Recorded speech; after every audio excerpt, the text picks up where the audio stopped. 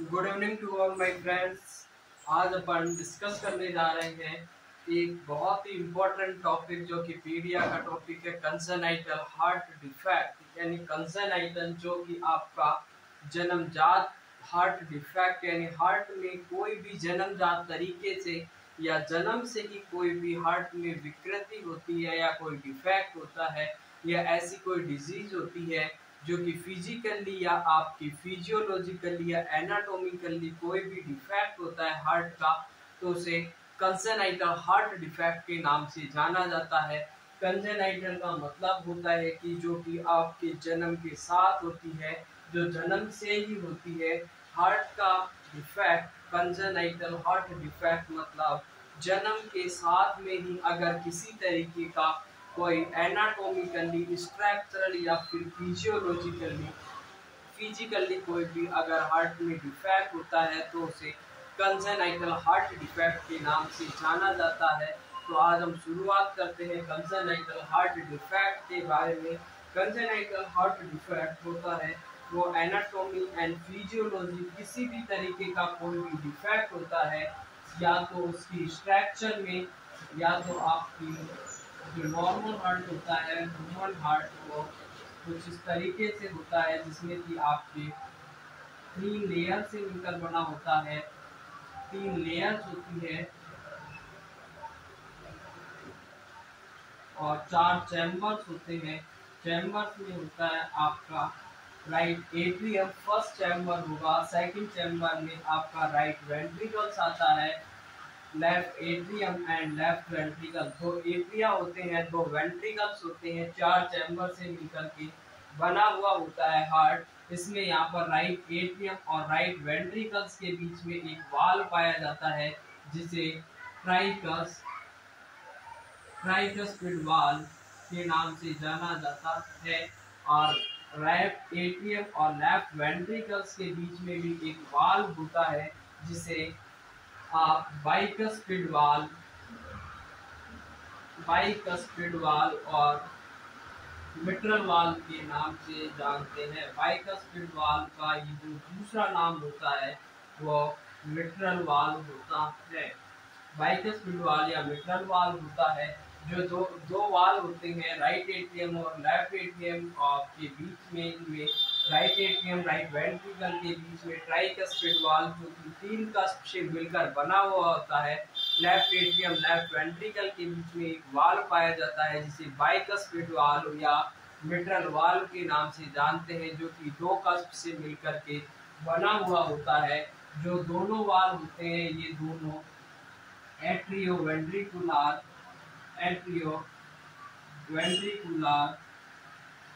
Valve होते हैं। और उसमें पहला आता है ट्राइकस्पिड वाल्व, दूसरा आता है बाइकस्पिड वाल्व। और दूसरे नंबर का जो वाल्व आता है वो आता है आपका सेमी लूनर वाल्व। और सेमी लूनर वाल्व में आते हैं आपके pulmonary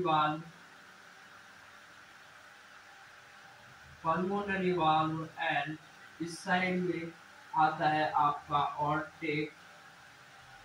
aortic valve and pulmonary valve होता है।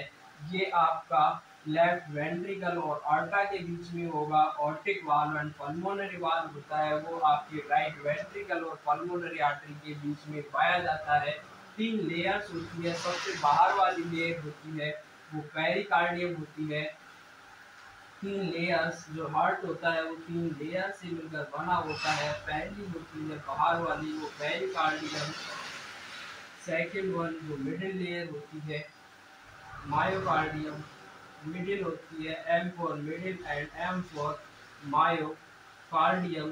एंड जो अंदर वाली होती है A फॉर अंदर और A फॉर एंडो, तो एंडोकार्डियम के नाम से जाना जाता है, जो कि सबसे अंदर वाली लेयर होती है। मायोमेट्रियम होती है, पेरिकार्डियम होती है, P for peri and P for protection का काम करेगी। जो पेरिकार्डियम होती है वो P for peri and P for protection का काम करती है। मायोकार्डियम में मसल्स पाई जाती है और मसल्स में कॉन्ट्रैक्शन आते हैं, तो मायोकार्डियम होती है वो कॉन्ट्रैक्शन के लिए रेस्पॉन्सिबल होती है। जबकि आपकी एंडोकार्डियम होती है, इसमें वाल्व पाए जाते हैं, हार्ट वाल्व होते हैं। पेरिकार्डियम, मायोकार्डियम, एंडोकार्डियम, 3 लेयर से मिलकर हार्ट बना होता है। पेरी पेरी का मतलब होता है आपका, पेरी मतलब सबसे बाहर वाली लेयर जो कि प्रोटेक्शन का काम करती है। P for peri and P for pericardium and P for protection. Myocardium, myocardium muscular layer होती है, मसल से मिलकर बनी होती है, कॉन्ट्रैक्शन का काम करती है, हार्ट में कॉन्ट्रैक्शन लाने का काम होता है मायोमेट्रियम का। एंडोमेट्रियम होती है सबसे अंदर वाली लेयर होती है, एंडोकार्डियम सॉरी एंडोकार्डियम सबसे अंदर वाली लेयर होती है और उसमें हार्ट वाल्व पाए जाते हैं। सभी वाल्व होते हैं वो एंडोकार्डियम के अंदर होते हैं। तो 3 लेयर्स हो जाती है। अब हार्ट होता है वो सिचुएशन कहाँ पे होती है, हार्ट की सिचुएशन होती है वो आपकी लेफ्ट साइड होती है, थोरेसिक कैविटी में होता है, मीडियास्टिनल स्पेस में ये पाया जाता है। आपका हार्ट होता है वो मीडियास्टिनल स्पेस में पाया जाता है, लेफ्ट साइड में होता है। तो इसके बाद में अपन हार्ट डिफेक्ट की, ये नॉर्मल आपका हार्ट था, हार्ट की फिजियोलॉजी। हार्ट होता है वो आपका बॉडी का पंपिंग ऑर्गन होता है, प्राइमरी पंपिंग ऑर्गन है। ये ब्लड को आपका बॉडी में पूरे ब्लड को सर्कुलेट करने का काम करता है। तो जो हार्ट होता है, हार्ट का फंक्शन होता है वो पंपिंग का फंक्शन होता है। जो ब्लड होगा उसको पूरी बॉडी में सर्कुलेशन का काम करता है, वो हार्ट होता है। और लेग्स होते हैं उनमें काफ मसल्स पाई जाती है जो कि second heart of the human body, जो कि आपको वीनस रिटर्न को पहुंचाने में हेल्प करती है। तो उसे second heart of human body के नाम से जाना जाता है। तो वो होगी आपकी काफ मसल। अब इसमें हार्ट में 2 नोड पाए जाते हैं, ऐसे नोड और एवी नोड। ऐसे नोड होता है वो ऐसे नोड होता है वो पेस मेकर होता है, pacemaker of heart. Heart का पेस मेकर किसे कहा जाता है, तो ऐसे नोड होगी, ऐसे नोड को हार्ट का पेस मेकर कहा जाता है। पेस का मतलब होता है गति, तो गति को जो मेकर का मतलब बनाने वाला, पेस का मतलब गति और मेकर का मतलब बनाने वाला, जो हार्ट की गति को बनाता है, हार्ट बीट को बनाता है, उसे पेस मेकर कहते हैं। और पेस मेकर होता है जो नॉर्मल उसका हार्ट का पेसमेकर ऐसे नोड होता है जिसे कि सिनोआर्ट्रियल नोड के नाम से जाना जाता है। दूसरा नोड होता है जब ऐसे नोड वर्क नहीं करता तो आपकी एवी नोड वर्क करती है, और एवी नोड जब वर्क करती है तो आपकी जो ऐसे नोड होगा वो उसकी इम्पल्स जनरेशन की कैपेसिटी होती है वो 60 से लेकर के 100 बीट पर मिनट ये इम्पल्स जनरेट करता है। जबकि आपका एवी नोड होता है वो इम्पल्स की जनरेशन कैपेसिटी होती है वो 40 से 60 बीट पर मिनट ये इम्पल्स जनरेट कर सकता है। जब ऐसे नोड फेल हो जाता है तो उसके बाद में जो जनरेट करता है पेज या हार्ट बीट, वो आपका एवी नोड का काम होगा। जब बड़ा भाई काम नहीं करता तो छोटा भाई को काम संभालने पड़ता है। तो इसी के अब देखते हैं अपन heart defect, congenital heart defect कौन कौन से हो सकते हैं। तो फर्स्ट जो कंजेनाइटल हार्ट डिफेक्ट होता है वो 3 टाइप का होता है। फर्स्ट आता है आपका एसाइनोटिक हार्ट डिफेक्ट, सेकंड पे आता है cyanotic heart defect, and third number पे जो हार्ट डिफेक्ट आता है कोऑप्टेशन ऑफ ऑर्टा, जो कि ऑब्स्ट्रक्शन की वजह से होता है। और कोऑप्टेशन ऑफ ऑर्टा को आप एसाइनोटिक हार्ट डिसीज में भी या एसाइनोटिक हार्ट डिफेक्ट में काउंट कर सकते हैं। तो 3 टाइप्स का होता है। 3 टाइप में फर्स्ट आता है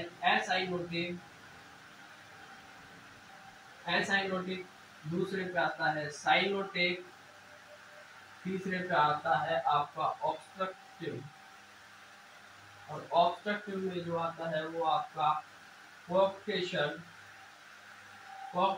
ऑफ ऑर्टा, कोऑप्टेशन ऑफ ऑर्टा आएगा, वो आपका ऑब्स्ट्रक्शन में आता है, जो कि एक टाइप ही होता है एसाइनोटिक हार्ट डिजीज का। और इसमें एसाइनोटिक में आती है आपकी ASD atrial cyanotic defect, VSD ventricular septal defect. ASD मतलब एट्रियल सेप्टल डिफेक्ट हो गया। दूसरे नंबर पे आती है आपकी वीएसडी वेंट्रिकुलर सेप्टल डिफेक्ट। और तीसरे नंबर पे आता है आपका पीडीए यानी कि patent ductus arteriosus.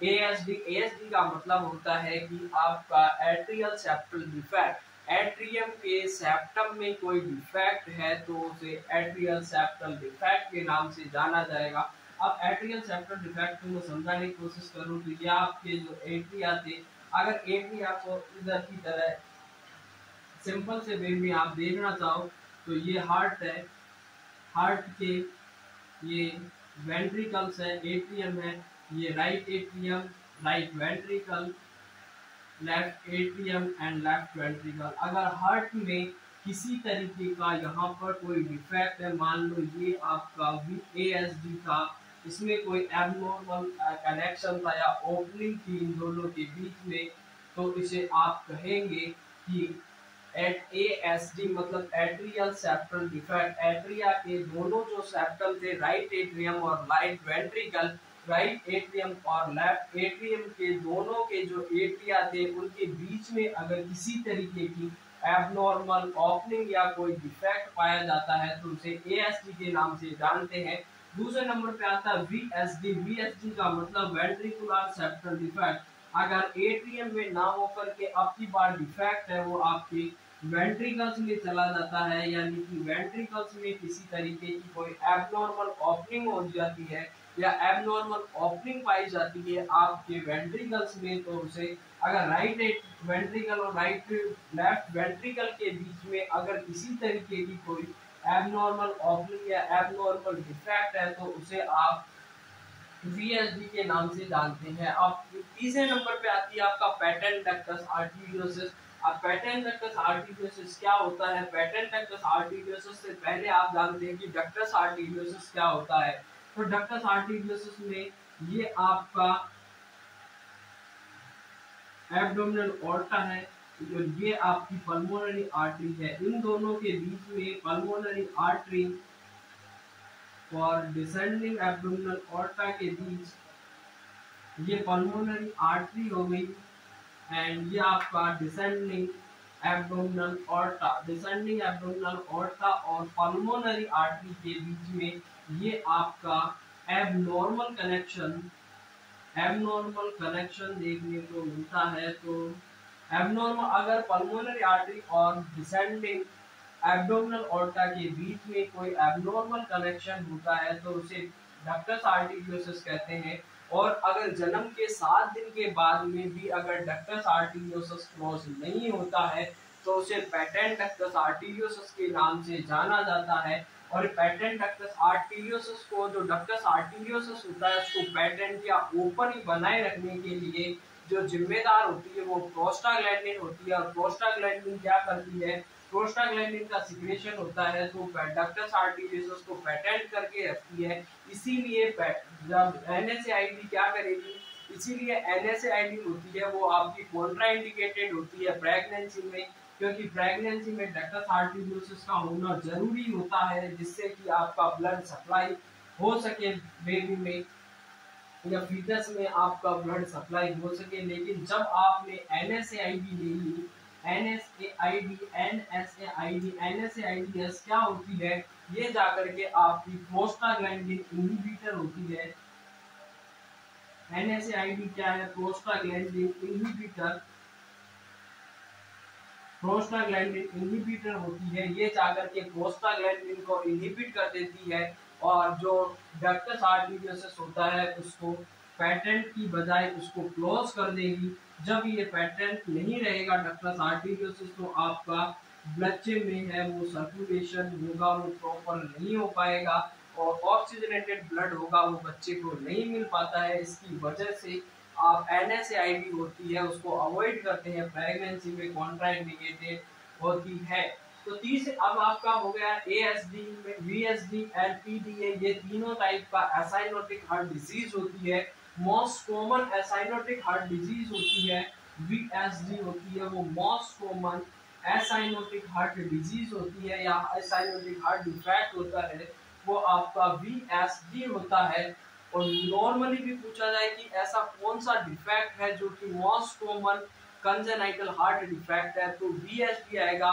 Most common acyanotic heart disease आती है तो आपका VSD आएगा। लेकिन पूछ लिया जाए क्वेश्चन कि most common cyanotic heart defect कौन सा होगा तो इसमें फिर आंसर आपका चेंज हो जाएगा और आंसर होगा आपका tetralogy of Fallot, TOF, tetralogy of Fallot. और दूसरा आता है साइनोटिक हार्ट डिफेक्ट में, वो आता है आपका transposition of the greater artery. Greater artery थी यानी कि जो ऑर्टा और पल्मोनरी आर्टरी था उनका पोजीशन चेंज हो जाए, यानी कि ट्रांसपोजिशन ऑफ ग्रेटर आर्टरी।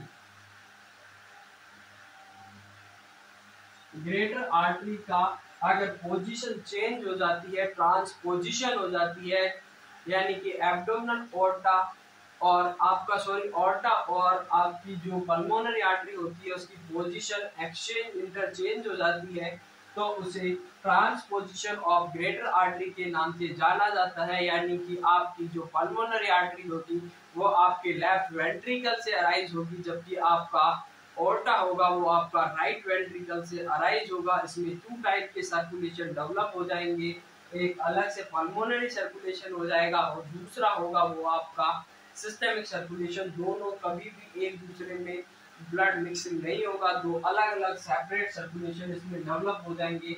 और जो तीसरा आता है इसमें साइनोटिक हार्ट डिजीज में, वो आता है आपका एसिन-मेंजर syndrome।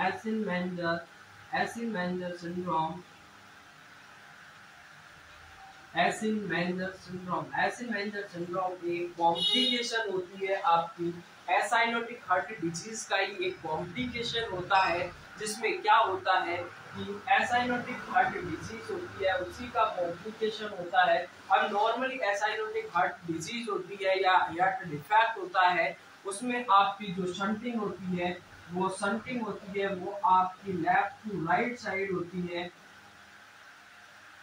लेफ्ट से राइट साइड अगर शंटिंग होती है तो उसे, अब देखिए जो आपके एसाइनोटिक हार्ट डिजीज होती है उसमें जो शंटिंग होती है, आपकी ब्लड की जो शंटिंग होगी वो आपकी लेफ्ट से राइट साइड में होती है, यानी कि इसमें ऑक्सीजनेटेड ब्लड फ्लो होगा, तो साइनोसिस के सिम्टम होंगे वो नहीं आएंगे। जबकि आपका साइनोटिक हार्ट डिजीज होता है, और साइनोटिक हार्ट डिजीज में क्या होता है, इसकी जो शंटिंग होती है वो राइट से लेफ्ट साइड में हो जाती है। जब राइट से यानी डीऑक्सीजनेटेड ब्लड जब आपके सिस्टमिक सर्कुलेशन में जाएगा, जब सिस्टमिक सर्कुलेशन में डीऑक्सीजनेटेड ब्लड फ्लो करेगा, तो उसकी वजह से आपको साइनोसिस देखने को मिलता है।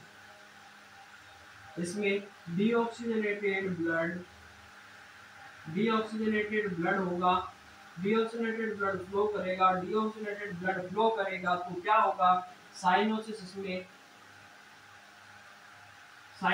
एपियर होगा, यानी साइनोसिस आपको देखने को मिलता है। तो एक क्वेश्चन आता है कि ऐसा कौन सी हार्ट डिफेक्ट होता है जिसमें कि आपको साइनोसिस देखने को मिलेगा, तो आपका उसमें होता है cyanotic heart defect, C4 cyanosis and C4 cyanotic heart defect. तो आपको C से याद रखना है कि जो साइनोटिक हार्ट डिफेक्ट होगा उसमें आपका साइनोसिस देखने को मिलेगा, जबकि एसाइनोटिक A4 एब्सेंट है, A4 नाम में ही छिपा है इसका सिम्टम की एसाइनोटिक का मतलब होता है कि जिसमें साइनोसिस नहीं होगा, एब्सेंट होगा साइनोसिस, तो वो आपका एब्सेंट होता है साइनोसिस, और वो साइनोसिस एब्सेंट होता है आपका एसाइनोटिक हार्ट डिफेक्ट में।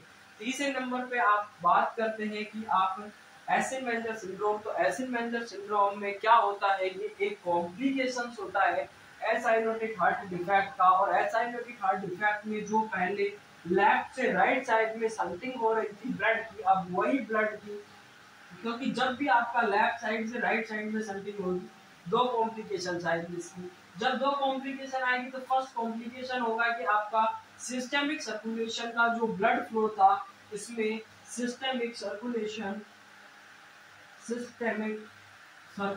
था, और सिस्टमिक सर्कुलेशन का जो ब्लड फ्लो था वो डिक्रीज हो जाएगा।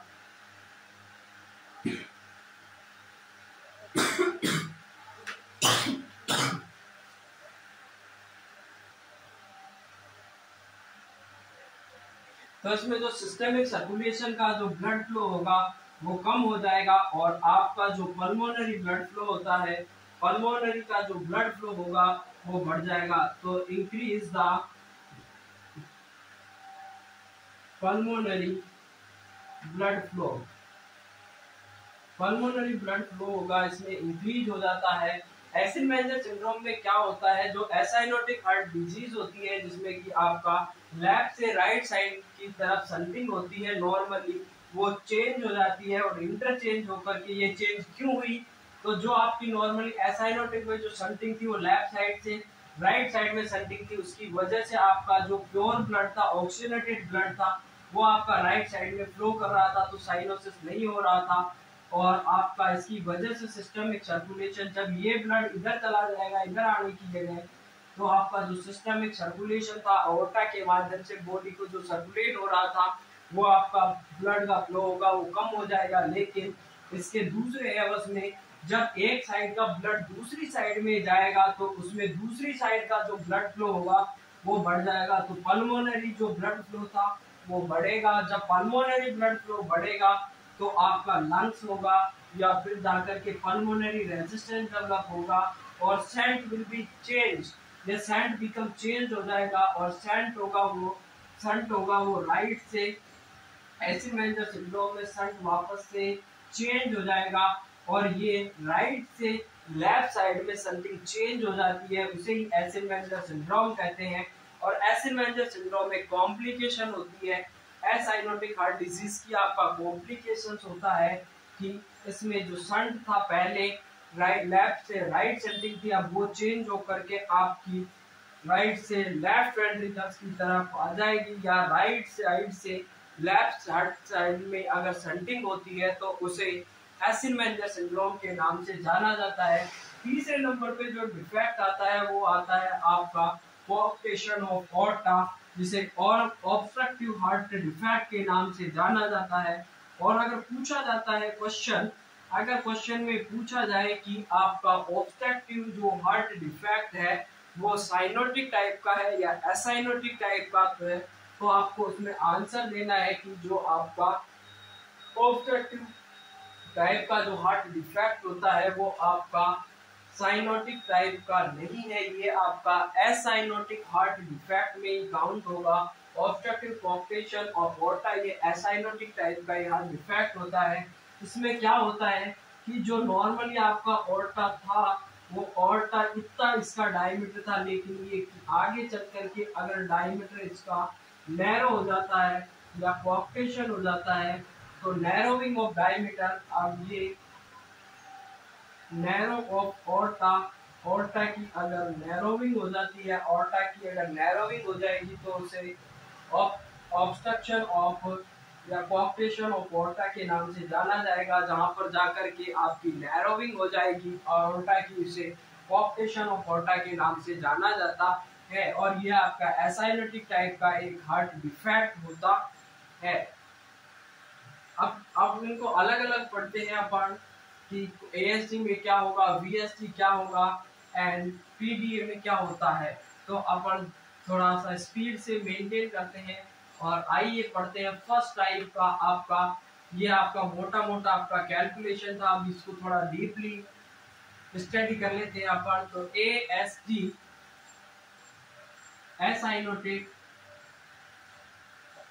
हार्ट डिफेक्ट, एसाइनोटिक एसडी का मतलब है आपका एसाइनोटिक हार्ट डिफेक्ट। इसमें पहला था आपका एएसडी, एएसडी का मतलब था atrial septal defect, atrial septal defect, atrial septal defect. और एट्रियल सेप्टल डिफेक्ट होता है उसमें अगर एट्रियम में, ये समझाने के लिए मैं दो ही बना रहा हूँ, दो ही चैम्बर, ये आपका एट्रियम राइट एट्रियम और ये हो गया आपका लेफ्ट एट्रियम। लेफ्ट एट्रियम और राइट एट्रियम के बीच में अगर कोई एबनॉर्मल ओपनिंग हो जाती है, ये आपकी एबनॉर्मल ओपनिंग पाई जाती है अगर राइट एट्रियम और लेफ्ट एट्रियम राइट एट्रियम और लेफ्ट एट्रियम के बीच में अगर एबनॉर्मल ओपनिंग पाई जाती है, तो इसे कहते हैं आप एएसडी, एट्रियल सेप्टल डिफेक्ट, यानी कि एट्रियम में सेप्टल डिफेक्ट है। अब ये भी आपका 3 टाइप का होगा, वही इसके कॉम्प्लिकेशंस होंगे दो ही, जिसमें आपका पल्मोनरी ब्लड फ्लो होगा वो बढ़ जाएगा और सिस्टमिक ब्लड फ्लो होगा वो कम हो जाएगा। 3 टाइप का होता है। पहला होता है आपका ASD होता है वो पहला होता है, और पहला जो ASD होता है वो आपका जो ASD होगा वो पहला होगा आपका ऑस्टियम प्राइमम, ऑस्टियम सेक्ट। जो पहला होता है वो होता है ऑस्टियम प्राइमम। ऑस्टियम प्राइमम का मतलब है कि अगर यहाँ पर अगर राइट एट्रियम और लेफ्ट एट्रियम के लोअर पार्ट में अगर एबनॉर्मल ओपनिंग देखने को मिलती है, राइट एट्रियम और लेफ्ट एट्रियम के बीच में अगर लोअर पार्ट में एबनॉर्मल ओपनिंग देखने को मिलती है तो उसे कहते हैं ऑस्टियम प्राइमम। और फिर आता है आपका ऑस्टियम सेकंडम। अगर ये एबनॉर्मल ओपनिंग यहाँ ना होकर के अगर मिडिल पार्ट में एबनॉर्मल ओपनिंग देखने को मिलती है तो इसे ऑस्टियम सेकंडम के नाम से जानते हैं। जो दूसरा टाइप का होता है ऑस्टियम सेकंडम, ऑस्टियम सेकंडम, ऑस्टियम प्राइमम। तो अगर एबनॉर्मल ओपनिंग आपकी मिडल में देखने को मिलती है तो उसे आप ऑस्टियम सेकंडम। और तीसरे टाइप का जो ASD होता है वो होता है आपका वीनोसम या साइनस वीनोसम। साइनस वीनोसम, साइनस वीनोसम में क्या होगा, आपको अल्फाबेट से याद रखना है। सबसे नीचे में आता है B, उसके बाद आता है S और लास्ट में आता है आपका V। तो आपको अल्फाबेटिकली आपको इसको याद कर लेना है कि आपका जो ऊपर में सबसे ऊपर होगा वो होगा आपका साइनस वीनोसम। तो यहाँ पर आपका साइनस वीनोसम होगा।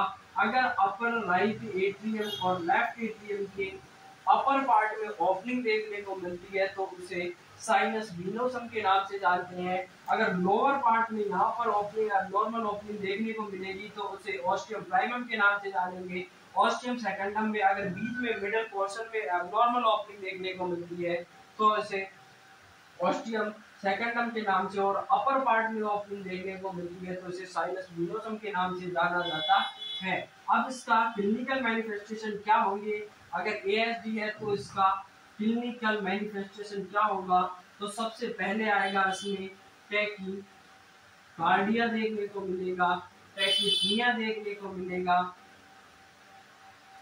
टैकीपनिया देखने को मिलेगा, टैकीकार्डिया देखने को मिलेगा। और मोस्ट इंपोर्टेंट जो साइन आता है वो murmur like heart sound, murmur like heart sound देखने को मिलेगी, जो कि एक वूजिंग टाइप की या रसिंग टाइप का एक लाउडली साउंड आपको सुनाई देगा हार्ट में, तो वो मर्मर लाइक हार्ट साउंड के नाम से जाना जाता है। ग्रोथ डिले हो जाएगी, डिले ग्रोथ डेवलपमेंट, जो डिले ग्रोथ डेवलपमेंट, जो ग्रोथ डेवलपमेंट होगा वो डिले हो जाएगा। और लास्ट में जाकर के आपको repeated chest infection, repeated chest infection के चांसेस होंगे। रिपीटेड चेस्ट इन्फेक्शन होता है उसके चांसेस भी इसमें देखने को मिलते हैं। तो उसके क्लिनिकल मैनिफेस्टेशन में सबसे पहले टैकीकार्डिया होगा। टैकीकार्डिया का मतलब होता है कि हार्ट बीट होती है वो 100 से ऊपर चली जाए तो टैकीकार्डिया देखने को मिलेगा। टैकीपनिया का मतलब होता है 24 से ज्यादा हार्ट रेट, लेकिन बच्चों में बात करें तो नॉर्मली 30-35 से ज्यादा जाएगी तो होगा। ये 120 से ज्यादा होगी या 140 से ज्यादा देखने को मिलेगी। उसके बाद मर्मर लाइक हार्ट साउंड, जो कि वूजिंग और रशिंग साउंड होता है, लार्डली वॉइस का जो साउंड आएगा वो देखने को मिलेगा। इसे आप फिजिकल एग्जामिनेशन में स्टेथोस्कोप की मदद से सुनाई देगा। डिले ग्रोथ डेवलपमेंट होगा वो डिले हो जाएगा क्योंकि इसका सिस्टम में ब्लड फ्लो है वो कम हो गया। बार बार रिपीटेड चेस्ट इन्फेक्शन के चांसेस होंगे क्योंकि पल्मोनरी ब्लड फ्लो बढ़ा है, पल्मोनरी कंजेशन है, तो उसमें आपको रिपीटेड चेस्ट इन्फेक्शन देखने को मिलता है। इसके बाद में जो नेक्स्ट आता है वो आता है आपका VSD, जो अगला टॉपिक है आपका एसाइनोटिक का, वो आता है VSD। और VSD होता है, VSD में भी कुछ नहीं है, सेम इसी की तरह होगा, सेम वो मैनेजमेंट होगा, सेम क्लिनिकल मैनिफेस्टेशन होंगी VSD। और VSD आती है VSD का मतलब होता है ventricular septal defect, ventricular septal defect. तो वेंट्रिकुलर सेप्टल डिफेक्ट क्या होता है कि अगर जो एबनॉर्मल ओपनिंग है, एबनॉर्मल ओपनिंग आपकी पहले आपको एट्रियम में देखने को मिल रही थी, अब अगर राइट वेंट्रिकल और लेफ्ट वेंट्रिकल के बीच में कोई एबनॉर्मल ओपनिंग देखने को मिलती है, जैसे मान लिया कि ये बच्चे का दिल है और दिल में छेद है, और छेद है वो आपके आपकी बात एट्रियम में ना होकर के वेंट्रिकल में दिल में छेद हो गया बच्चे के, तो उसे VSD वेंट्रिकुलर सेप्टल डिफेक्ट के नाम से जाना जाएगा। इसमें भी वही शंटिंग होगी, और शंटिंग होगी वो लेफ्ट से राइट साइड की ओर होगी। लेफ्ट से राइट साइड की ओर जो शंटिंग होती है उसे कहते हैं साइनोटिक, एसाइनोटिक टाइप की शंटिंग होगी, और उसमें शंटिंग राइट टू लेफ्ट या लेफ्ट टू राइट शंटिंग देखने को मिलेगी। तो एसाइनोटिक हार्ट डिजीज में देखने को मिलती है, इसमें लेफ्ट से राइट की ओर शंटिंग होगी। अब इसके क्लिनिकल मैनिफेस्टेशन में भी सेम वही आपका टैकीकार्डिया होगा, टैकीपनिया होगा, मरमर लाइक साउंड आएगी, डिले ग्रोथ डेवलपमेंट होगा, वो डिले हो जाएगा, एंड रिपीटेड चेस्ट इन्फेक्शन के इसमें भी आपको चांस देखने को मिलते हैं। तो जो नंबर 3 पे आती है, और नंबर 3 पे जो डिफेक्ट आता है वो आपका आता है PDA, patent ductus arteriosus. Patent ductus arteriosus, और पेटेंट डक्टस आर्टेरियोसस में क्या होगा, patent ductus arteriosus PDA, PDA का मतलब होता है पेटेंट, यानी कि जो डक्टस आर्टेरियोसस था, डक्टस आर्टेरियोसस था, डक्टस आर्टेरियोसस अगर पेटेंट रह जाता है, पेटेंट का मतलब होता है कि ओपन रह जाता है, क्लोज नहीं हो पाता है बर्थ के बाद में भी। अगर बर्थ के 7 दिन बाद भी अगर डक्टस आर्टेरियोसस पेटेंट रहता है, ओपन रहता है, तो उसे पीडी या पेटेंट डक्टस आर्टेरियोसस के नाम से जाना जाएगा। और उसमें जो शंटिंग होती है वो आपकी डिसेंडिंग एब्डोमिनल ऑर्टा और पल्मोनरी आर्टरी, ये आपकी पल्मोनरी आर्टरी है, ये आपका डिसेंडिंग, ये पल्मोनरी आर्टरी है, ये आपका descending abdominal aorta. Descending abdominal aorta और पल्मोनरी आर्टरी के बीच में अगर शंटिंग देखने को मिलती है, ये आपका कनेक्शन है,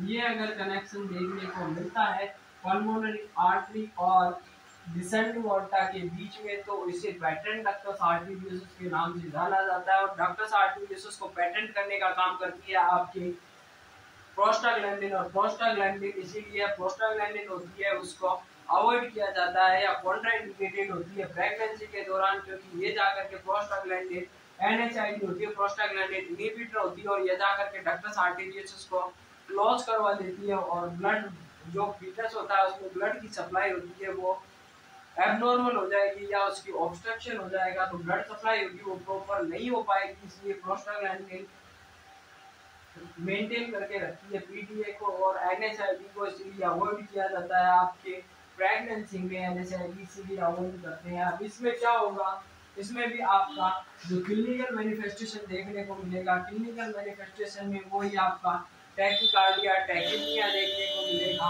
और उसके अलावा जो साइन आएगा वो आएगा ओरिगन ऑफ पल्स, जिसको कि आप वाटर हैमर पल्स के नाम से भी जानते हैं। Water hammer pulse, water hammer pulse का मतलब होता है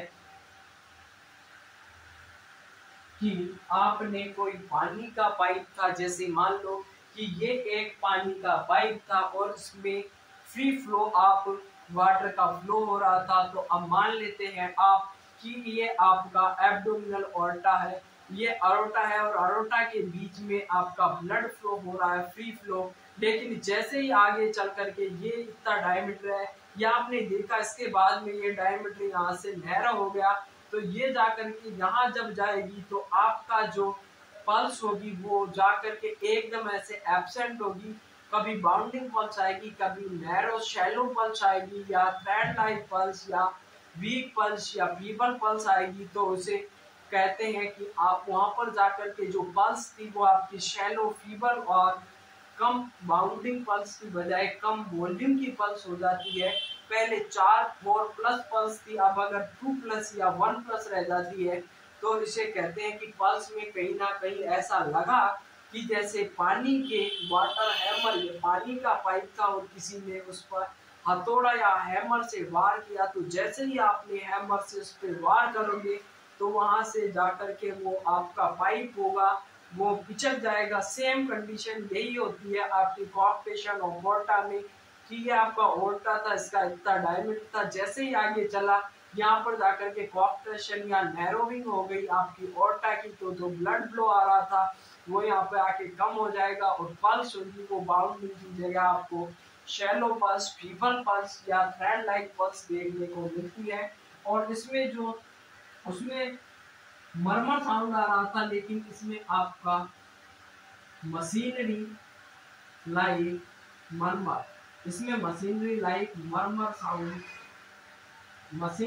मरमर साउंड देखने को मिलेगा। इसमें भी वही दो कॉम्प्लिकेशंस होगी कि आपका सिस्टमिक ब्लड फ्लो होगा वो कम हो जाएगा, पल्मोनरी ब्लड फ्लो होगा वो आपका बढ़ जाएगा और ग्रोथ रिटार्डेशन होगी, डिले ग्रोथ डेवलपमेंट होगा, रिपीटेड चेस्ट इन्फेक्शन के इसमें भी चांसेस रहेंगे। कोई फिजिकल एग्जामिनेशन करना है, कार्डियक कैथेटराइजेशन भी कर सकते हैं, फिजिकल एग्जामिनेशन करना है और 2D इको से आप इन सब तीनों चीजों का अगर मैं कॉमनली डायग्नोस्टिक की बात करूं या डायग्नोसिस मेजर की मैं बात करूं तो डायग्नोस्टिक इवैल्यूएशन में फर्स्ट आपको फिजिकल एग्जामिनेशन देखने को मिलेगा। फिजिकल एग्जामिनेशन में आप स्टेथोस्कोप की मदद से आप नॉर्मल लाइक साउंड सुन सकते हैं।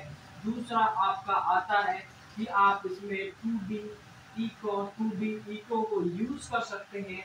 तीसरा आप इसमें कार्डियक कैथेटराइजेशन भी आप इसमें यूज कर सकते हैं, कार्डियक कैथेटराइजेशन करवा सकते हैं। तो ये तीन टाइप के जो कि कॉमनली साइनोटिक या एसाइनोटिक तीन दोनों में ही आपको देखने को मिलता है। ये आपका डायग्नोस्टिक मेजर है।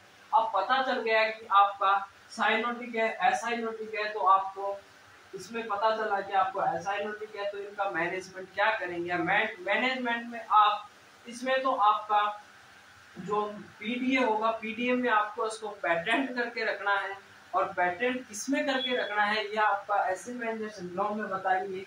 लेकिन अगर आपको इसको क्लोज करवाना है तो आप NSAID अब यूज कर सकते हैं।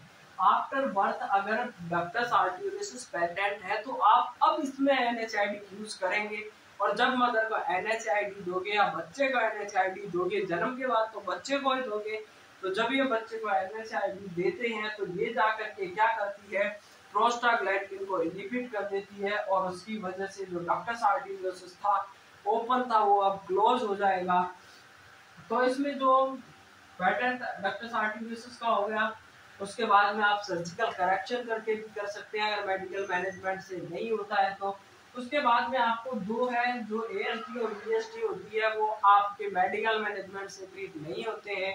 इसमें अगर आपको स्मॉल थोड़ा सा VSD तो उसमें रिक्वायर नहीं होती है ऑपरेशन की या सर्जिकल मैनेजमेंट की, लेकिन VSD और ASD अगर लार्ज है तो उसमें आपको सर्जिकल करेक्शन की आवश्यकता होती है और उसमें सर्जिकल करेक्शन करके उस ओपनिंग को क्लोज कर दिया जाता है। तो ये इसका मैनेजमेंट हो गया। अब इसके बाद में मैनेजमेंट होने के बाद अब जो नंबर आता है वो आता है आपका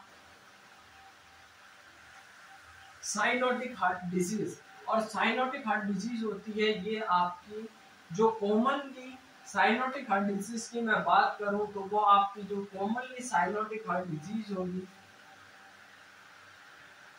साइनोटिक हार्ट डिजीज में जो कॉमनली होती है वो जो कॉमनली साइनोटिक हार्ट डिजीज होती है वो आपकी होती है मोस्ट कॉमन टेट्रालोजी ऑफ फैनोट हो गया।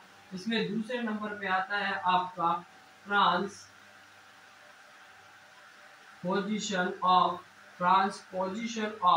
ग्रेटर आर्टरी का अगर ट्रांसपोजिशन हो जाए या फिर आपका एसिनमेंजर, जो कि मैंने अभी अच्छी तरीके से समझा दिया आपको, एसिनमेंजर सिंड्रोम हो तो भी ये आपको देखने को मिलेगा, साइनोटिक हार्ट की डिजीज देखने को मिलेगी। तो टेट्रालॉजी ऑफ फैनोट की अपन बात करते हैं। टेट्रालॉजी ऑफ फैनोट होता है मोस्ट कॉमन है, साइनोटिक हार्ट डिजीज में पूछा जाए तो टेट्रालॉजी ऑफ फैनोट होगा। और टेट्रालॉजी ऑफ फैनोट में आपके 4 तरीके के देखने को मिलते हैं। टेट्रालॉजी ऑफ फैनोट और टेट्रालॉजी ऑफ फैनोट होती है, इसमें 4 टाइप के डिफेक्ट आते हैं। जो फर्स्ट डिफेक्ट आएगा इसमें वीएसडी भी आपके टेट्रालॉजी ऑफ फैनोट में आता है, लेकिन कॉमनली पूछा जाए कि वीएसडी किसका टाइप है तो आपको एसाइनोटिक हार्ट डिजीज का टाइप बताना है। दूसरे नंबर पे आता है आपका पल्मोनरी स्टेनोसिस। अब जब आपका पल्मोनरी स्टेनोसिस हो गया, जब आपका पल्मोनरी स्टेनोसिस होगा तो राइट वेंट्रिकल्स में आपको इसकी हाइपरट्रोफी देखने को मिलेगी। जब भी ये आपका फ्री फ्लो था, अब आपका पल्मोनरी वाल्व का स्टेनोसिस हो गया, पहले वाल्व इतना था अब वाल्व इतना हो गया, तो प्रेशर ज्यादा लगाना पड़ेगा पहले की बजाय ब्लड को फ्लो करने में या ब्लड को आउट करने में। अब ब्लड को फ्लो करने में और आउट करने में प्रेशर ज्यादा लगाना पड़ रहा है, और जब भी प्रेशर ज्यादा लगता है तो उसकी हाइपरट्रोफी हो जाती है। और हाइपरट्रोफी का मतलब होता है कि साइज होगी वो बढ़ जाएगी, यानी कि right ventricular hypertrophy RVH, right ventricular hypertrophy देखने को मिलती है। और चौथे नंबर पे जो आता है वो आपका जो डिफेक्ट होता है ASD हो गया, VSD हो गया, और जो चौथे नंबर का जो डिफेक्ट आएगा इसमें, और वो आएगा जो चौथे नंबर पे आता है टेट्रालॉजी ऑफ फैनोट। तो टेट्रालॉजी ऑफ फैनोट में ओवरराइडिंग ऑफ ऑर्टा, इसमें VSD हो गया, पल्मोनरी स्टेनोसिस की वजह से राइट वेंट्रिकल की हाइपरट्रोफी हो गई। और चौथे नंबर का जो डिफेक्ट होता है वो ओवरराइडिंग ऑफ ऑर्टा। ऑर्टा की आपकी अगर ओवरराइडिंग हो रही है, ऑर्टा का ओवरराइडिंग होगा तो उसे भी आप टेट्रालॉजी ऑफ फैनोट में शामिल करेंगे। अब टेट्रालॉजी ऑफ फैनोट या साइनोटिक हार्ट डिफेक्ट में आपका जो ब्लड का फ्लो होगा या शंटिंग होगी वो कहां से कहां होगी, तो देखते हैं। ये आपका राइट एट्रियम हो गया, राइट वेंट्रिकल हो गया, लेफ्ट एट्रियम हो गया एंड लेफ्ट वेंट्रिकल। तो इसमें शंटिंग होती है साइनोटिक हार्ट डिफेक्ट में, वो आपकी राइट साइड से लेफ्ट साइड की अगर शंटिंग होती है, जिसमें कि क्या होगा, राइट साइड में आपका डीऑक्सीजनेटेड ब्लड फ्लो करता है। डीऑक्सीजनेटेड ब्लड आपके सिस्टमिक सर्कुलेशन में फ्लो करेगा तो उसकी वजह से आपको साइनोसिस जैसे सिम्टम्स आने लगेंगे और साइनोसिस अपीयर हो जाएगा। तो उसमें जो क्लिनिकल मैनिफेस्टेशन में देखते हैं कि आपका जो टेट्रालॉजी ऑफ फैनोट होता है उसमें tet spell T for tetra and T for tet spells देखने को मिलेगा बच्चे में। जब भी बच्चा कोई भी एक्टिविटी करेगा, फिजिकल एक्टिविटी में ऐसा तो होगा नहीं कि बच्चा है और बच्चा जाकर के पत्थर तोड़ने का काम करेगा, तो ऐसा तो बच्चा पत्थर तोड़ने का नहीं। लेकिन जब भी फिजिकल एक्टिविटी से मतलब है कि जब भी कोई बच्चा क्राई करेगा, जब बच्चे ने क्राई किया तो उसकी ऑक्सीजन की डिमांड बढ़ी। ऑक्सीजन की जब डिमांड बढ़ेगी तो आपको एसाइनोटिक तो है नहीं कि आपका ऑक्सीजनेटेड ब्लड फ्लो करेगा। साइनोटिक का डिफेक्ट है तो आपका राइट की साइड से डीऑक्सीजनेटेड ब्लड होगा, वो सिस्टमिक सर्कुलेशन में जाएगा। जैसे सिस्टमिक सर्कुलेशन में आपका डीऑक्सीजनेटेड ब्लड फ्लो करता है तो उसकी वजह से ब्लूइश डिस्कलरेशन हो जाता है, बच्चे का साइनोसिस देखने को मिलता है। और इसी को कहते हैं कि टेट स्पेल। जब भी बच्चा कोई फिजिकल एक्टिविटी करेगा, रोएगा, क्राइंग करेगा, तो उसकी वजह से बच्चे का नीला पड़ जाना ही टेट स्पेल के नाम से जाना जाता जाना जाएगा। अब इसकी वजह से आपको एक और चीज देखने को मिलेगी कि जब भी आपका साइनोसिस होता है बॉडी में साइनोसिस होगा तो क्या होगा, बॉडी में जब भी साइनोसिस होता है तो पॉलीसाइथीमिया देखने को मिलता है। पॉलीसाइथीमिया का मतलब होता है कि abnormal increase in the RBC production. RBC के प्रोडक्शन में अगर एबनॉर्मली उसका साइज होता है या नंबर होते हैं वो अगर एबनॉर्मली बढ़ने लग जाते हैं तो उसे कहते हैं कि आप पॉलीसाइथीमिया। और पॉलीसाइथीमिया मतलब डिजीज कंडीशन की वजह से, अब पॉलीसाइथीमिया वगैरह अगर डिजीज कंडीशन की वजह से अगर आरबीसी के नंबर बढ़ते हैं तो उसे पॉलीसाइथीमिया वेरा के नाम से जाना जाता है कि उसमें डिजीज हुई और डिजीज कंडीशन की वजह से आपका आरबीसी का नंबर बढ़ा तो उसे पॉलीसाइथेमिया वेरा के नाम से जाना जाएगा। अब जब भी आपका बॉडी में, अब ये तो है नहीं कि एक दिन की प्रॉब्लम है, ये पूरी जन्मजात है, पूरे लाइफ लॉन्ग रहने वाली है, अगर इसका ट्रीटमेंट नहीं हुआ तो जब भी अगर क्रोनिक साइनोसिस देखने को मिलता है तो बॉडी में आपका क्रोनिक हाइपोक्सिया होगा। और क्रोनिक हाइपोक्सिया होता है तो जब भी बॉडी में क्रोनिक हाइपोक्सिया होगा तो क्रोनिक हाइपोक्सिया होने की वजह से आपकी बॉडी में जो क्लबिंग ऑफ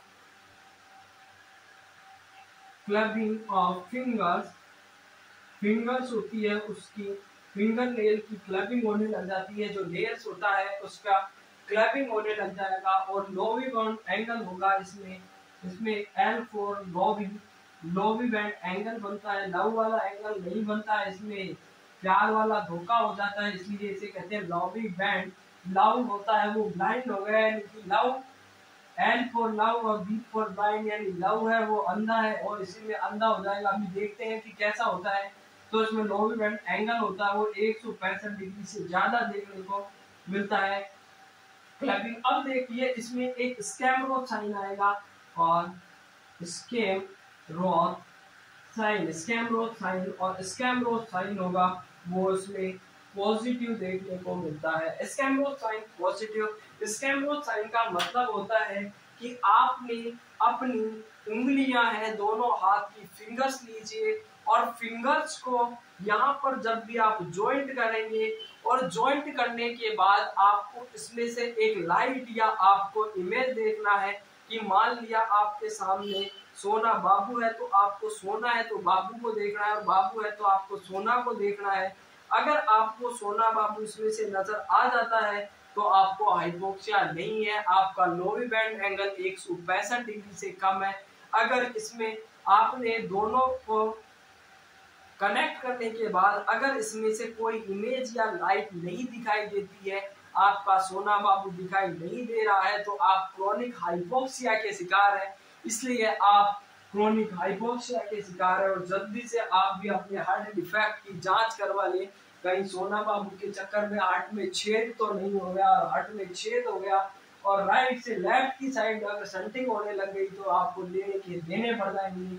इसलिए अगर स्कैमरोथ साइन पॉजिटिव का मतलब होता है कि जो आपकी इमेज विंडो बन रही है, अगर इमेज एब्सेंट हो जाती है, दोनों के बीच से देखने पर अगर इमेज बनना नहीं दिखता या फिर लाइट का एब्सेंट होती है, तो दोनों जब इसका ड्रम स्टिक अपीयरेंस हो जाएगा। जब ड्रम स्टिक, इसमें क्या होगा, आपका ड्रम स्टिक जैसे कि ढोल बजाने वाली जो छड़ी होती है उसकी तरह ही आपकी अंगुली के नाखून हो जाए तो समझ लेना कि इसको क्रोनिक हाइपोक्सिया वाली कंडीशन है। तो उसमें जो इमेज होगी नेल्स के नीचे से वो दिखना बंद हो जाएगी, तो इसे कहा जाएगा। अब इसमें भी दो टाइप के साइन आते हैं। पहला होता है कि आपका इनिशियल सिम्टम, ये आपके क्रोनिक सिम्टम्स है, क्रोनिक कंडीशंस में आएगी, जबकि आपके इनिशियल सिम्टम में वही टैकीकार्डिया, टैकीपिनिया और मर्मर लाइक साउंड ये सब देखने को मिल रहा है। ग्रोथ डिले हो रही है, ग्रोथ डेवलपमेंट और चेस्ट इन्फेक्शंस देखने को मिल रहे हैं, तो ये आपके साइन एंड सिम्टम हो गए। दूसरे नंबर पे आती है आपका, अब इसमें आपको इनिशियल इंटरवेंशंस की बात करें तो आपको इसमें ऑक्सीजन थेरेपी देनी है। आपको सुपाइन नहीं, आपको हाई फाउलर पोजीशन या नीचेस्ट पोजीशन, बच्चे को हाई फाउलर और नीचेस्ट पोजीशन या डेड स्पेल को बचाने के लिए उसको नीचेस्ट पोजीशन या स्क्वाटिंग पोजीशन देना है, जिससे उसका ऑक्सीजन ब्लड फ्लो बढ़ सके और उससे नीचे से आप आराम से उसको हाइपोक्सिया से आप प्रिवेंट कर सकते हैं। अब इसमें 2 टाइप की आपको सर्जरी देखने को मिलेगी। अब इसका मेडिकल मैनेजमेंट के बाद में आपने थेरेपी दे दी इसको, इस थेरेपी देने के बाद में आपको इसका मेडिकल मैनेजमेंट के बाद आप इस पे सर्जिकल मैनेजमेंट, और सर्जिकल मैनेजमेंट आपने पोजीशन दे दिया, ऑक्सीजन थेरेपी दे दिया। अगर इससे भी बच्चा ठीक नहीं होता है तो आपको इसको सर्जिकल मैनेजमेंट देना पड़ेगा। अब आपका टेट्रालॉजी और फैलोट में 2 टाइप की सर्जिकल मैनेजमेंट करेंगे। तो सर्जिकल मैनेजमेंट में जो फर्स्ट करते हैं वो पैलिएटिव सर्जरी करते हैं। पैलिएटिव सर्जरी की वजह से आपको एक शंटिंग डाल देते हैं, जिसकी वजह से आप क्या होगा कि आपका पल्मोनरी ब्लड फ्लो होगा वो बढ़ जाए, और पल्मोनरी ऑक्सीजन ब्लड फ्लो है वो उससे पल्मोनरी ब्लड फ्लो बढ़े, और पल्मोनरी ब्लड फ्लो बढ़े तो आपका साइनोसिस है वो डिसअपियर हो, साइनोसिस की कंडीशन क्रिएट ना हो। तो इसके लिए आप पैलिएटिव सर्जरी क्रिएट करते हैं। इसमें 2 टाइप की सर्जिकल मैनेजमेंट होगा पैलिएटिव में। पहला होता है ब्लानोक्टोजिंग शंटिंग। ब्लानोक्टोजिंग शंटिंग में क्या होता है, इसमें आपके ऑक्सीजन ब्लड फ्लो को बढ़ाने के लिए आपकी सबक्लेवियन आर्टरी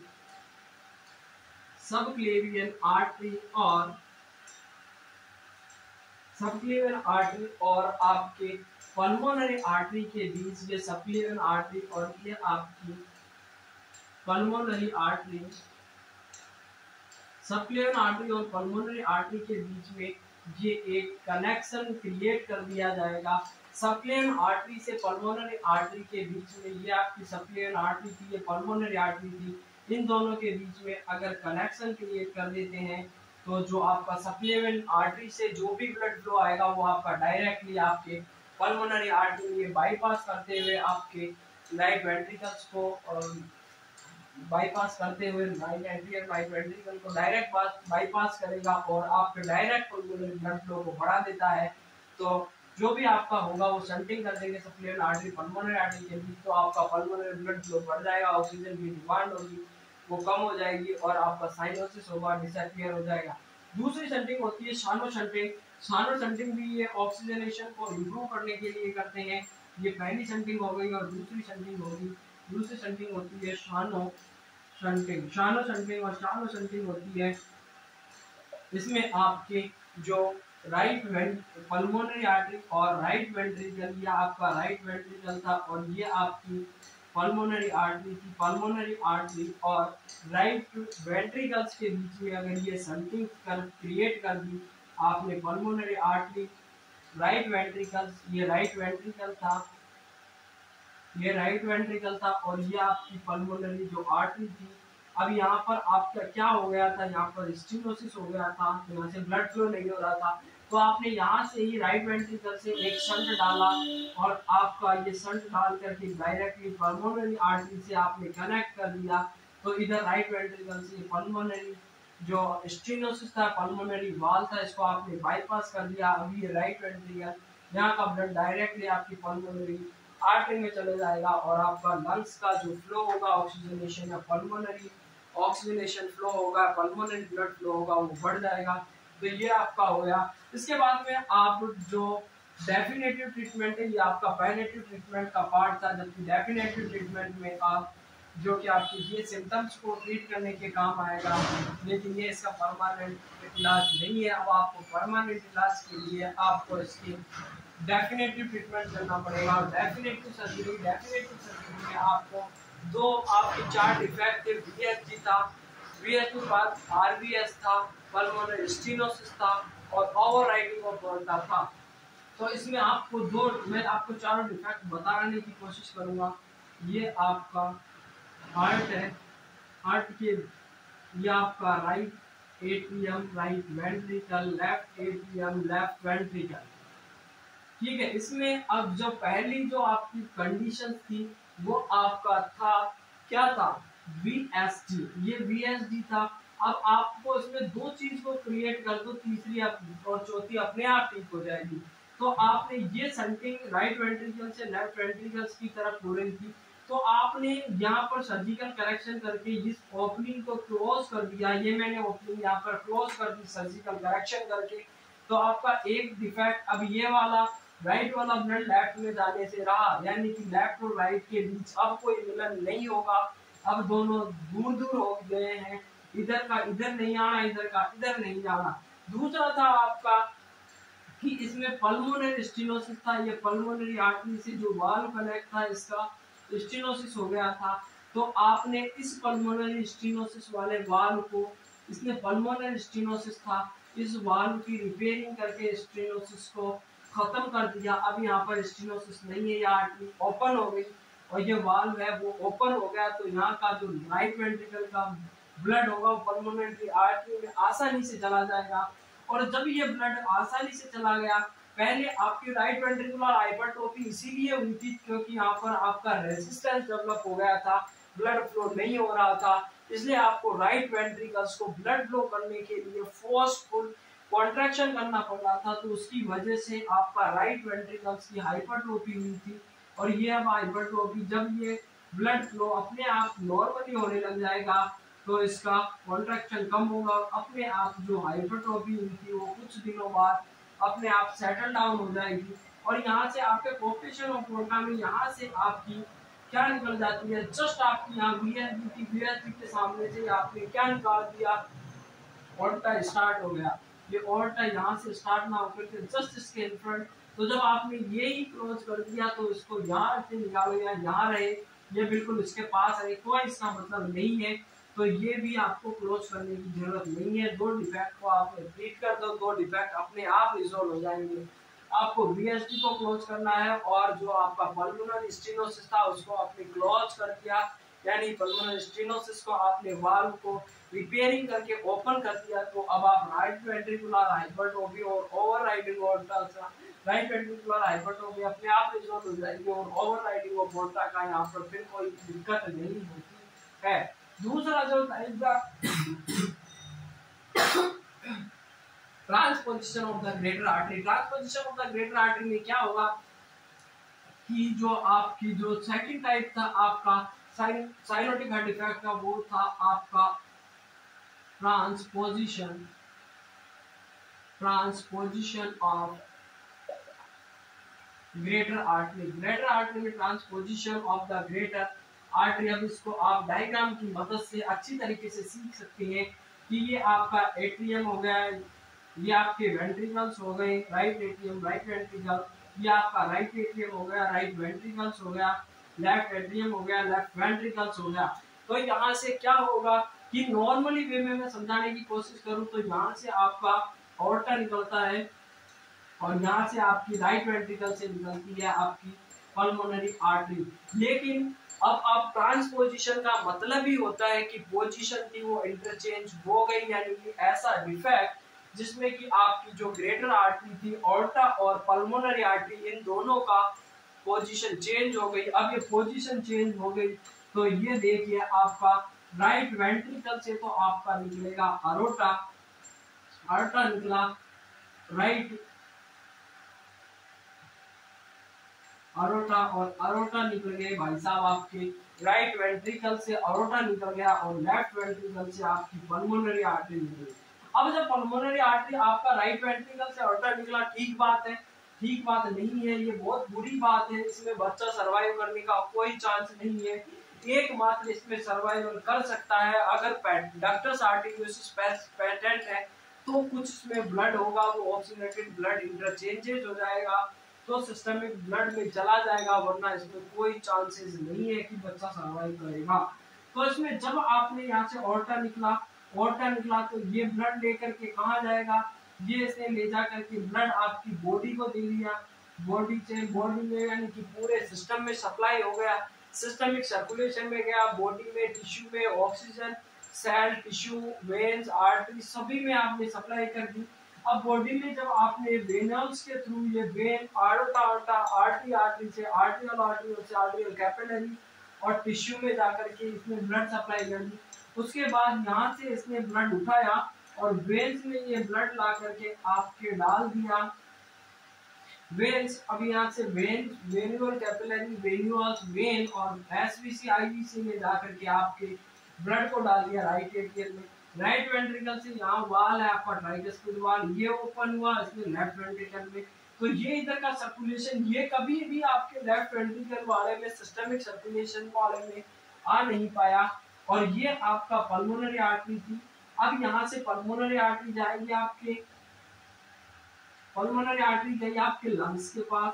लंग्स ने कहा कि भाई साहब आप ठीक है, चलो पल्मोनरी आर्टरी है तो मैं इससे ब्लड ले लूं, लेकिन जब आपके पल्मोनरी आर्टरी ने ब्लड ले लिया उसके बाद में पल्मोनरी वेन निकली, और पल्मोनरी वेन में ले जा करके ब्लड आपका चार पल्मोनरी वेन में राइट एट्रियम में ला करके ब्लड डाल दिया। राइट एट्रियम से आपका बाइकस्पिड वाल्व के होते हुए लेफ्ट वेंट्रिकल से आपका ऑर्टिक वाल्व के होते हुए ये आपका पल्मोनरी। तो इसमें दो अलग अलग टाइप के दो सिस्टेमिक सर्कुलेशन ना होकर के आपका पल्मोनरी और आपका सिस्टेमिक सर्कुलेशन दोनों अलग अलग हो जाते हैं, जिसमें कि दोनों पल्मोनरी और सिस्टेमिक का ब्लड होता है वो एक्सचेंज नहीं होता है।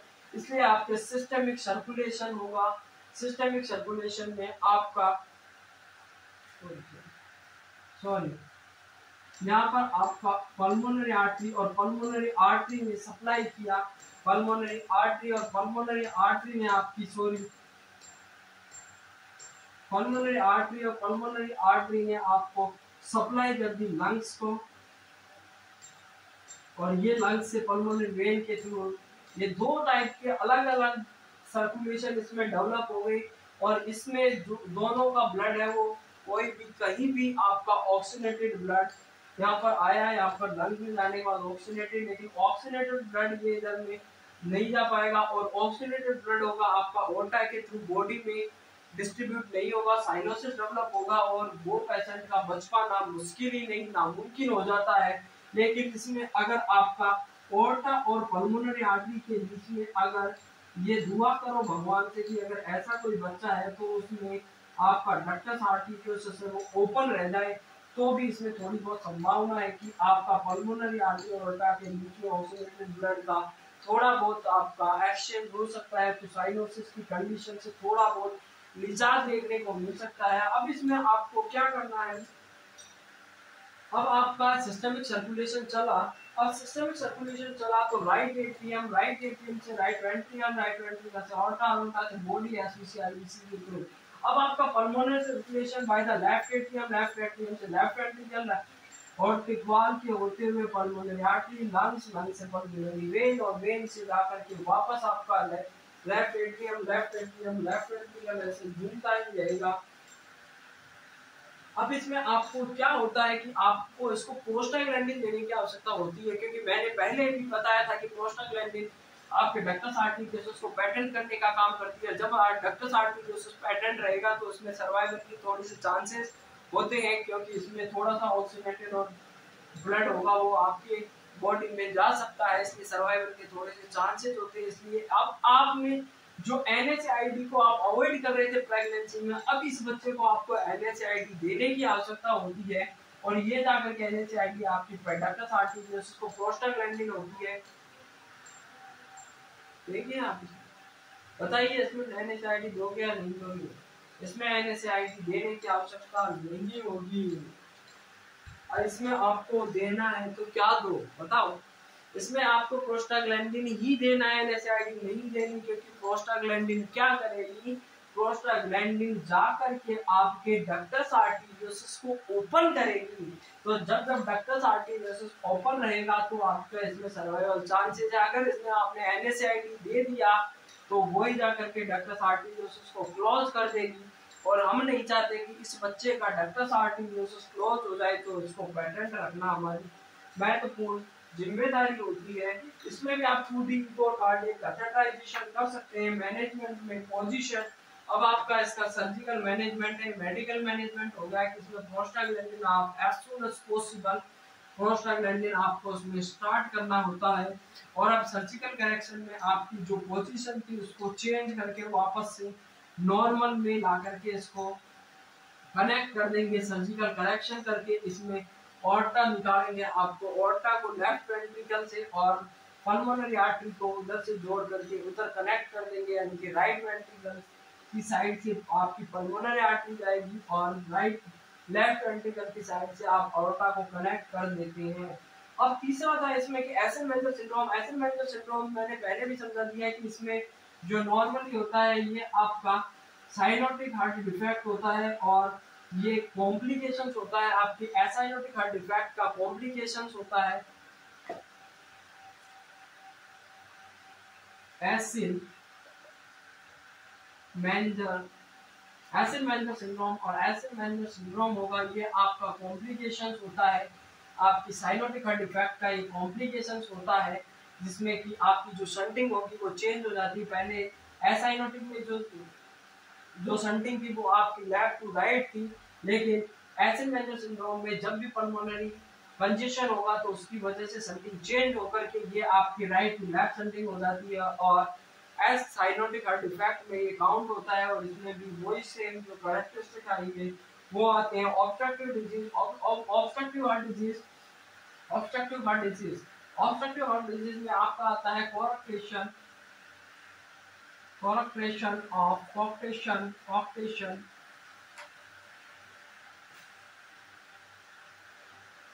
of aorta, coarctation of aorta और coarctation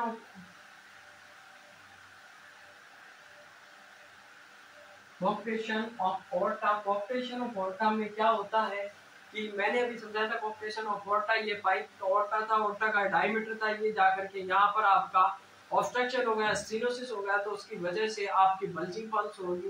तो पहले जो बाउंडिंग पल्स आ रही थी वो आपके थ्रेड लाइक या शैलो पल्स आने लग जाएगी, तो उसे कॉर्क्टेशन ऑफ aorta के नाम से जाना जाता है। अब इसमें क्लिनिकल मैनिफेस्टेशन आएंगे कि आपका जो अपर एक्सट्रीमिटीज होगा उसमें पल्स बाउंडिंग होगी, जबकि आपकी जो लोअर एक्सट्रीमिटीज है उसमें पल्स होगी वो फीबल होगी। जैसे आपकी ब्रेकियल पल्स बाउंडिंग आएगी, रेडियल पल्स बाउंडिंग आएगी, जबकि आपका फीमोरल पल्स होगा वो आपका वीक होगा। जबकि आपके अपर एक्सट्रीमिटी का बॉडी टेम्परेचर होगा बढ़ेगा, लोअर बॉडी टेम्परेचर होगा वो कम हो जाएगा। तीसरे नंबर पे आता है कि आपकी अपर बॉडी का जो टेम्परेचर होगा वो अपर बॉडी वार्म देखने को मिलेगी, और लोअर बॉडी होगी वो कूल देखने को मिलती है। इसमें भी आपकी फेशियल फ्लैशिंग देखने को मिलेगी। आईसीपी होगा वो बढ़ जाएगा, फेशियल फ्लशिंग देखने को मिलेगी, क्योंकि आपकी ऊपर वाली सप्लाई ज्यादा है तो फेशियल फ्लश करेगा, बिल्कुल रेड हो जाएगा, फेशियल फ्लशिंग देखने को मिलेगी। और जो इसमें आता है वो चांसेस होते हैं एपिस्टैक्सिस के, क्योंकि अपर बॉडी का जो टेंशन बढ़ेगा, हाइपरटेंशन होगा, तो हाइपरटेंशन होता है तो एपिस्टैक्सिस के भी चांसेस होते हैं। इसमें कार्डियक कैथेटराइजेशन कर सकते हैं और बैलून एंजियोप्लास्टी करके, और इसका जो सर्जिकल बैलून एंजियोप्लास्टी करके इसको सर्जिकल डिफेक्ट को करके, इसको सर्जिकल करेक्शन करके इस डिफेक्ट को ठीक कर देते हैं। इसी के साथ आपका बहुत ही महत्वपूर्ण जो टॉपिक था आपका कंजेनाइटल हार्ट डिफेक्ट, जो कि बहुत बार एग्जाम में बहुत ऐसे टेस्ट पूछा जाता है, नंबर क्वेश्चंस होते हैं, घुमा घुमा कर इसमें से क्वेश्चन निकाले जाते हैं। तो इसमें से जो भी आएगा वो आएगा कि जो सब कुछ पीसते उसे चक्की नहीं कहते, कि कच्चे रास्ते को सड़क पक्की नहीं कहते, जो सब कुछ पीसते उसे चक्की नहीं कहते, और हो सुकून दिल को तो कामयाब समझ लेना, वरना इन 4 ईंटों के मकान को तरक्की नहीं कहते। तो इसलिए आपको मेहनत करते जाना है, रुकना नहीं है किसी भी हाल में, आपको हमेशा रेगुलर कंटिन्यूटी में आपको मेहनत करते रहना है। नतीजा अपने आप आपके सामने आ जाएगा। अगर इस बार जो भी बच्चे आपका रिजल्ट आया है वो अगर नेगेटिव है तो उनको सोचकर उनको उदास नहीं होना, और देखना है कि जहां पर आपकी कमी रही है उस कमी को पूरा करके अगली बार जब भी आप एग्जाम दें तो उस कमी को पूरा करके और अच्छी तरीके से आप पेपर करें, अच्छी तरीके से रेगुलर स्टडी करें। इसी की से आप बेस्ट ऑफ लक आप सभी के लिए। जो सेलेक्ट हुए हैं उनको भी धन्यवाद, जो नहीं हुए हैं उनके लिए भी बहुत संभावना है कि वो अगली बार उससे भी अच्छा करने की कोशिश करेंगे। आई होप, मैं ऐसी उम्मीद कर सकता हूँ कि लगातार हो रही असफलताओं से कभी निराश मत होना, क्योंकि गुच्छे की आखिरी चाबी भी कभी कभी ताला खोल देती है। तो इसलिए बी पॉजिटिव, हमेशा पॉजिटिव रहिए, आगे बढ़ते रहिए। जय हिंद, जय भारत। आज के लिए इतना ही, मिलते हैं नेक्स्ट वीडियो में।